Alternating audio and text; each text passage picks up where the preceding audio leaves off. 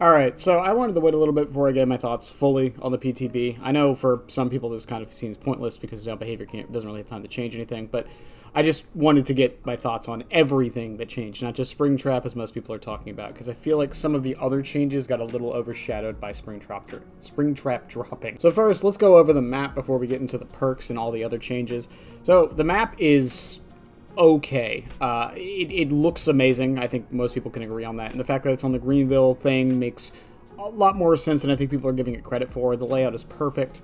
And as far as the loops and if it's killer or survivor side goes, I actually think it's a pretty decently balanced map. Yes, there's a lot of pallets around it, just like there are in Greenville, but most of them can be used to create dead zones. The shack being off in its own little corner means that a more powerful thing there can't be used all the time. The one problem I have with it is that the windows can connect to a lot of other loops from shack. That's one of my biggest issues. I wish the pallet side of shack was on the back wall more often. That way it's not like a 100% guarantee that you can loop it to the next loop no matter the killer. And I do think there needs to be more leeway given on the inside building. Most of the loops on the inner building are actually fine with the exception of Pirate's Cove. Because it's a soft landing when you come off of it, you can basically loop most killers that don't have an anti-loop power forever. And even then, killers with anti-loop powers can't do too much about the window drop-off at the top of the stairs on Pirate Cove. But otherwise, the gen placement is pretty good. The size of the map, it's relatively small. It's not like the biggest map in the world. It's not the smallest map in the world. It's very condensed in a way that I think is going to be fine. So a lot of killers aren't going to have too many issues there.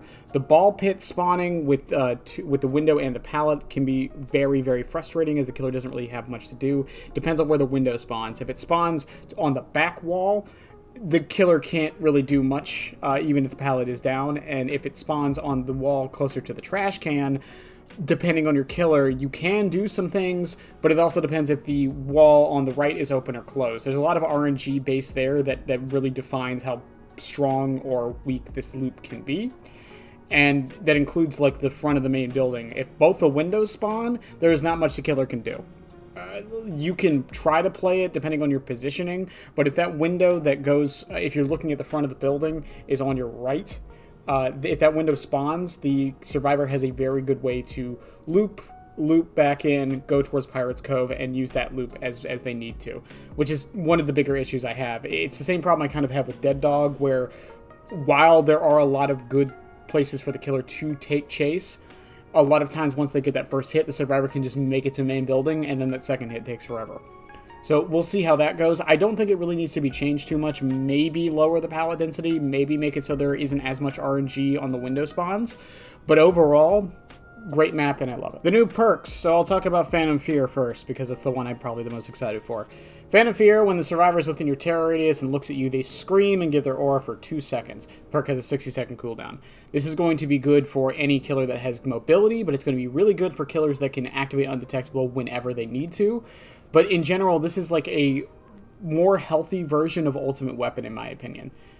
The aura read is not that good. It is only 2 seconds. However, with Lethal Pursuer, you can make this up to 4 seconds, which can be very powerful for a lot of the dash killers. Nurse is probably also going to use this to very great effect. And the fact that it's tied to your terror radius means that depending on the perks and the killer you're playing, you can kind of mold this to your favor however you want. If you want the more long-range aura read, you can run things with that give you your terror radius longer range, but you can also run it with things like Infectious Fright, so you can constantly get those screams and the information you need to know where to go and keep your momentum going, which is really nice.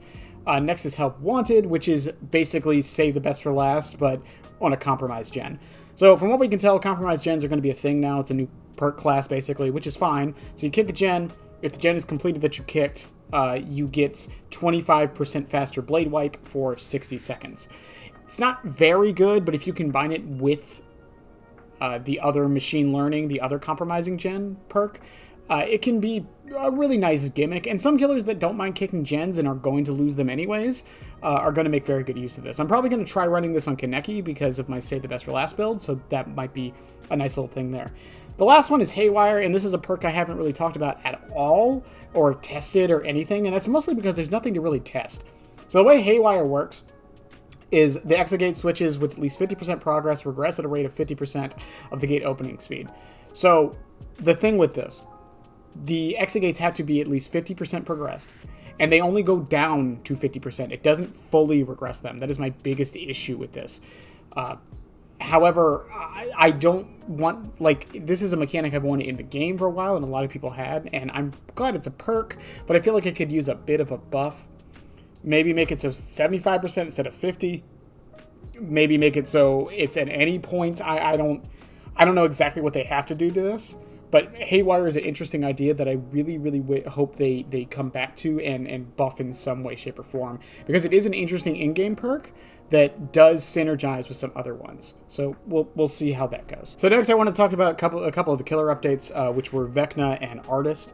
So Artist, listen, I don't play Artist often. Sometimes people on my stream make me play Artist, and every single time I do decent.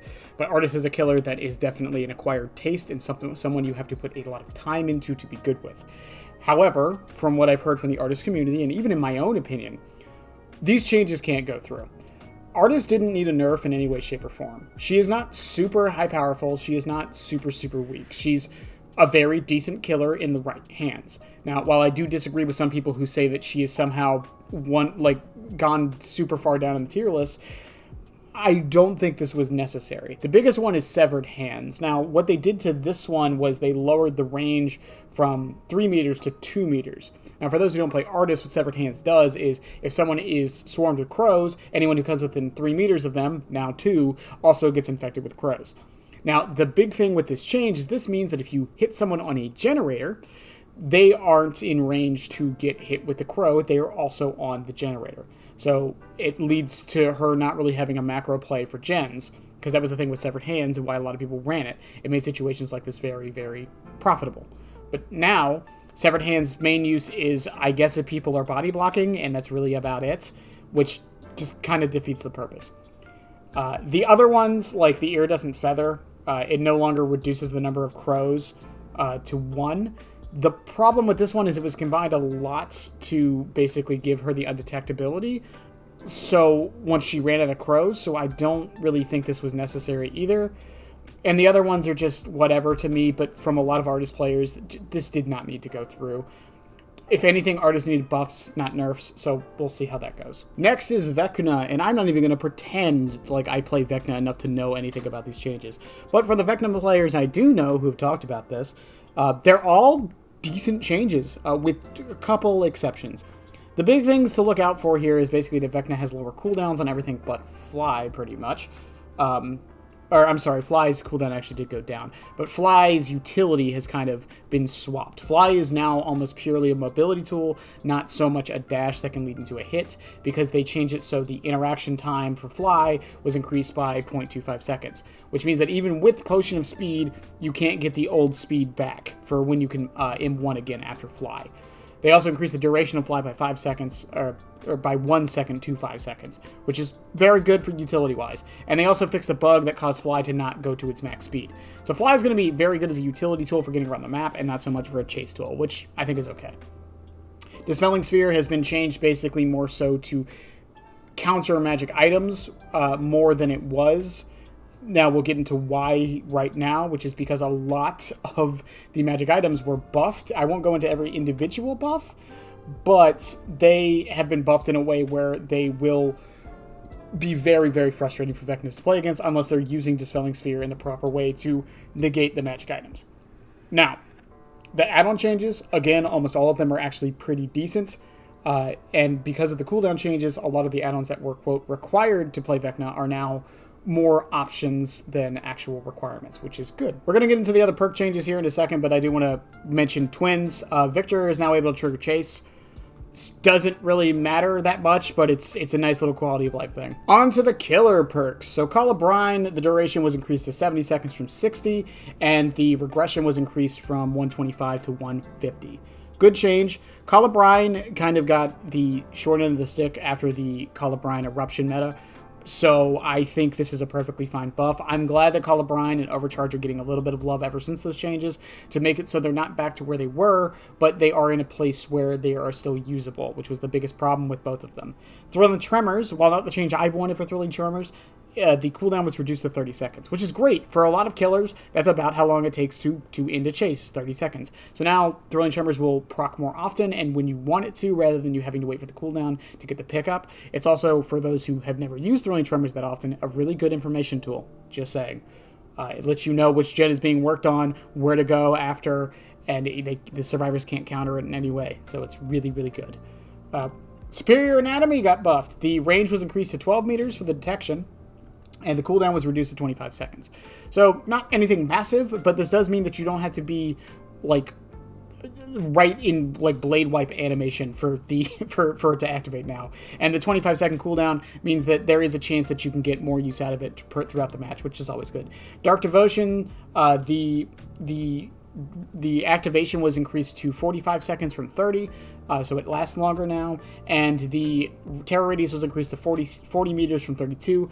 This is not that massive of a change, but it does mean that if you're going against a Blight or a Billy, they have more of a reason to maybe bring Dark Devotion, because now that it's 40 meters, it's the same as their current terror radius. Hex Retribution, this is probably going to be the most slept on change in the entire patch, I swear. Hex Retribution, they increased the Oblivious duration for a survivor touching a totem to 60 seconds, it was 45. And they increased the Aura Reveal to 20 seconds, was 15. If you combine this with Plaything, or Undying, or any hex perk that the survivors constantly have to re-go and do, even with Pentimento, if they happen to not get your Retribution, you will have constant aura reading, and the survivors will constantly be oblivious. When they're doing a totem, they will be oblivious, which means if you're playing a killer without a tell, they have no way of knowing you're right behind them, guarding the totem. This is going to be very powerful on killers that are already very good with hex perks. Machine Learning, it's odd that this one got buffed, but, pseudo-buffed. It was buffed and nerfed. They decreased the haste from 10% to 8%, and the duration went up from 40 seconds to 60 seconds. Very good change, and again, combining it with the new Help Wanted perk might actually be the strategy to go for on some killers, because that 8% haste will persist through the blade wipe animation. What's also nice about this is that since they raised the time to 60 seconds and Help Wanted is also 60 seconds, I have a feeling that any more gen compromising perks that come into the game will be baseline 60 seconds, just so they can all kind of combine, similar to Invocations on Survivor's End. Remember Me, change the UI, who really cares? Terminus, they increased the broken duration to 45 seconds from 30 seconds once the gates are opened. Not a big change. This really doesn't matter too much, but it is nice, I guess. I don't really have anything to say about this.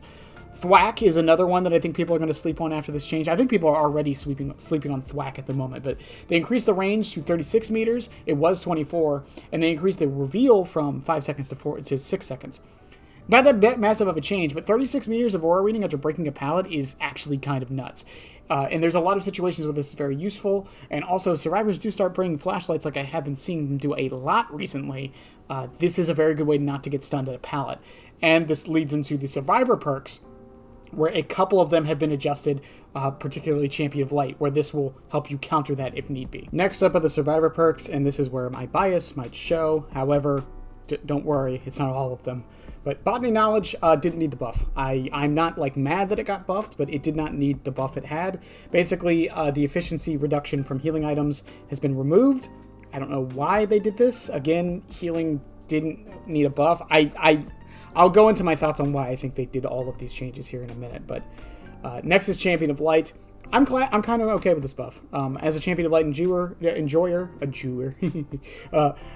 as a Champion of Light enjoyer, this is just a nice quality of life thing. And it basically means if you can run the killer long enough, there's a better chance for you to be able to get the hinder more than once. It is 40 seconds from 60, basically, on the cooldown, which is good. And with some other changes that were happening in Champion of Light, I'm glad that they gave it the love it kind of deserved. It's a fun perk, and I want to see it more often. Light-footed, they decreased the cooldown to 10 seconds. It's fine. I don't think Light-footed is ever going to be this super powerful perk. Desperate Measures was the one healing perk on this entire list I'm actually fine with. They increased the healing and unhook actions by 20% rather than 14 for each stack it has. So for every injured, hooked, or downed person, you get the 20%. I think Desperate Measures is fine. I like it as an option. I think the issue is more so once it's combined with other things, and that's the reason the numbers on it were as low as they were. Exaltation, which I probably pronounced wrong, They increased the recharge for items to 75% was 25, and they would lower the cooldown to 20 seconds. Good perk. I think lower cooldowns on a lot of these perks are perfectly fine, especially when they're ones that require you to do an action like stunning the killer. I think that's perfectly okay. Counterforce, they increased the bonus totem cleansing speed to 25%, was 20, and they increased the aura reveal from 4 seconds to 14 seconds, and they increased the bonus speed to 25%, was also 20. If you were ever running an anti-totem build, Counterforce is now the perk. In my opinion, it used to be Detective's Hunch. Now it's Counterforce. If a totem meta ever shows up, I'm glad this perk is getting buffed, because that means that this perk is the answer to the totem meta, which is something that was there, but not nearly as much as it is now. Also, fun fact about Counterforce, it does stack with Pentimento, so if Pentimento ever does become meta again, or a bunch of people are running it, you can use this to basically insta-do a totem. It's actually kind of insane. And last is Empathetic Connection. Again, the aura... They made it so the aura doesn't have a range. I think they should do this with all of the perks like this for empathy and... aftercare. I don't think it should have a range. Basically what they did was they just gave it such a large range that it basically didn't have a range, but yeah, whatever. And then they updated the healing speed to 35%, was 30%. Again, I don't think this was necessary. I kind of am scared we're going into a healing meta, but here's the thing and why I think they're doing all of this to the healing perks. This is for the new players coming in with FNAF. And I know that's the response people give to a lot of changes that Debadela is doing at the moment, but I genuinely think what they're trying to do is make it so when the new players come in and there's a lot of healing going on, that means that they can properly reset, and that tunneling is not as obvious. It's not as apparent, right? It's like you get off hook and someone can heal you in 2 seconds. The killer can't get back there in time. So you actually get a proper reset, which is something a lot of new players might get frustrated if there wasn't such a system. And that's why I think they're doing what they're doing with all these healing buffs. The only one I honestly don't think should go through is Botany Knowledge. I'm fine with the rest, but we are moving into another healing meta, which is something we haven't seen for a while, since Ghostface and Legion's rework. I want to say like around, a Circle of Healing was like the real last time we were in like a massive healing meta, and I feel like we're getting back to that point, but we'll see. There are a lot of powerful perks on the survivor side and the killer side, to be fair. Not as many, but they're there. So I am curious if this is going to, at the very least, lead to more diversity, or if it is going to be just everyone healing all the time. Because the thing is, healing all the time doesn't really save you against a lot of the top tiers at all.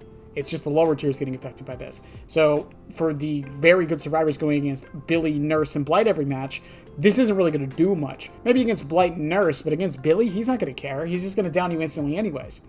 So we'll see how this works out. I'm very curious. Again, the Botany one is the only one I think behavior should look at and maybe revert. The last thing to go over is some of the quality of life changes that they added in. So the AFK Crow system, perfectly fine with this. I do think it needs a tiny bit of tweaking, because it does kind of suck that if you as a survivor just physically can't do anything and then you get crows on you. But that's not a very common situation, so I think it's perfectly fine. And the fact that after 90 seconds of the survivor getting 3 crows, they do a loud noise, which is something they did before, but it's just now that it's official and like they're adding it with how the crows spawn in now, means that it's a much more common thing. And the fact that they tied it to actually doing objectives means that a survivor can't, I don't know, go into the corner of Shack and just crouch in a wall for the killer to run around for an hour and not be able to find them until the server's shut down. That's definitely never happened to me 3 times in the past 3 months. But anyways, but yeah, so they basically get gradual AFK points for not doing objectives and such, and they can't just tap either. You can't just tap a gen and get the points to go away. You actually have to continuously do it, because the points don't go down instantly. It's like you get like 1 point for not doing anything, you get like 1 point for doing something for like a second. So it gradually goes back down, and then, yeah, so it's encouraging you to actually do objectives. This includes, from what we can understand, also totems. So you can still do your objectives and open chests and things like that, but as long as you're doing something or on your way to do something, you will not even notice this system is in play. The blood web spending, this is probably the best thing from this entire PTB. I'm not even going to talk about what this does. I'm just going to show a clip of it right here. The darkest pit of hell is open for business. I cannot believe that's a fucking voice line. I'm just gushing the whole time. Okay, 40 levels. And then it tells you everything you got. And that's it. That's my entire rebuttal or my entire response to the Bloodwood spinning improvements. That's it. That's all you need to know. DC penalties. So this wasn't in PTB because there's no DC penalties in PTB. But basically, the disconnect penalties are now going to be tracked over your last 20 matches. And they're going to decay as you play through the matches. So basically, as long as you don't DC every single match, you will not even notice the system is in play, and you'll be treated like a normal DC penalty for the most part. This is to make sure that people are not just DCing all the time and rage queuing and being like, I don't like this killer, and just leaving immediately all the time. This is a good change and a step in the right direction. I do think it still needs a few improvements, but this is definitely what we were looking for. We were talking about disconnection penalties. Gamma settings. Okay, I have one problem with the gamma settings. They're good. They're great. I'm glad console can now brighten up the game without having to go into their TV settings. As much as my opinion on shaders has been made very clear that I don't think it's a problem, I'm glad. But gamma settings. Dredge's Nightfall. Dredge's Nightfall is completely now just almost useless when the gamma settings are there. Because once it's brightened up, people can just kind of see him completely, and it's almost as if it's not even active. There's a one change to it. I don't know how you fix that, but it's definitely something that needs to be looked into. Next is the Go Next prevention. Again, this is a controversial change for a lot of reasons, and I do think Behavior tried to have their cake and eat it too with this change. So basically, you can't give up on Hook anymore on the first stage. So unless you have a luck offering or a slippery meat or, a like deliverance or things like that. You can still do the animation, by the way. You just can't give up. Now, the thing with this is we all thought that the luck offering had to be brought by the individual. And no, it is by anyone in the trial who brings anything that affects luck. You are then able to basically, give up on Hook. Now, the problem with this is this means that in most situations, if people don't really have an offering to bring, which how offerings are changing, that might actually become more of the case. Why wouldn't they just bring this and then we're back to square one? I get what they're trying to do here. I just genuinely think that slippery meat should be the one exception. If someone wants to give up that bad on Hook that they are bringing an entire perk for it, I am fine with that being an option. However, an offering that affects everybody in the trial, or up the ante, I believe it is, that affects everyone in the trial, yeah, I don't think that should be a thing. They also did specify that basically if there's two people left, you can still give up on Hook to give them a hatch. Now, this also leads into the Mori update, which near the end of the trial, if one survivor must be alive, healthy, injured, or dying, and one survivor must the other survivor must be hooked or in the struggle phase, and if that is the case, the killer can Mori the other survivor. So you're not just waiting on the other person to die. It's happened a lot of times on stream where I'm just like, you know what, there's no hooks nearby, I'll just wait for the other person to die and just get the Mori. Or I'll just want the Mori animation anyways. It happens a lot. And it's nice that I can now just Mori the other person and not have to wait so long, and we can just end the match and get on with our lives. So yeah, we'll see how that works. The Mori system I think is okay. It could be adjusted a little bit, but I think it's fine. The Go Next prevention, again, I think the idea is sound. I get what they're trying to do here, but I genuinely think that there shouldn't be a system that affects everyone. Again, if the person individually wants to bring like something to let them give up on Hook, I am fine with that. It's the fact that one person can bring it and it lets the entire team do it. That is my one issue with it. Next to the offering updates, they've changed spawn rules, which I'll talk about now. The survivors spawn together, basically. And they've changed some of the offerings. So survivors have an offering now that lets them separate farther, and then the killer has one that negates it, similar to a sacrificial ward with map offerings. Very interesting change. I kind of like that one. Map offerings have been changed to 20% flat for each realm, and duplicates don't stack. However, I do want to make this very clear. Also, they're hidden. So the killer doesn't know that someone brought a map offering to go to a certain map, which is both a good and a bad thing, but it is what it is.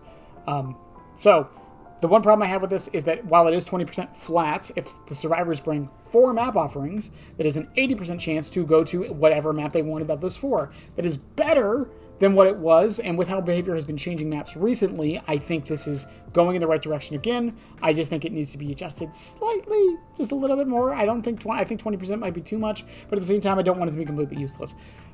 I still say map offerings should be a ban system, but it is what it is. Spectator mode has been fixed, and then voice lines. Chucky and Tiffany are now in French. Alors, qui veut jouer? Jouons au roi du silence. W patch, best patch ever. But overall, that's my thoughts from the PTB. And generally, I think Springtrap is fine. I do think he does need some adjustments, by the way. We haven't really talked about him in this video. The flashlight thing has been officially made... said to be a bug, so he can't be blinded during the grab once he hits live. At least that's the plan. And I do think Iridescent Remnant probably needs an adjustment. Otherwise, I think Springtrap is fine. Most of the perks are okay. Most of the perk changes are fine. The only ones I'm really scared about is definitely just Botany. And other than that, I think the rest of them are okay. And again, if that's my killer bias coming through, maybe, but we'll see how that goes. But let me know what you guys thought of the PTB. Always put the comments below and stuff like that. Let the devs know, because they don't have too much time to change all these things. And remember, once it hits live, if there are little adjustments, there is a chance that they do another hot fix afterwards. These things take time, and they have to get approved, especially because of the console side of things. And we also have the anniversary coming up soon, so I'm sure there will be a patch for that, so some things might get adjusted during that. But in any case, I love you guys. Have a good one, and yeah, bye.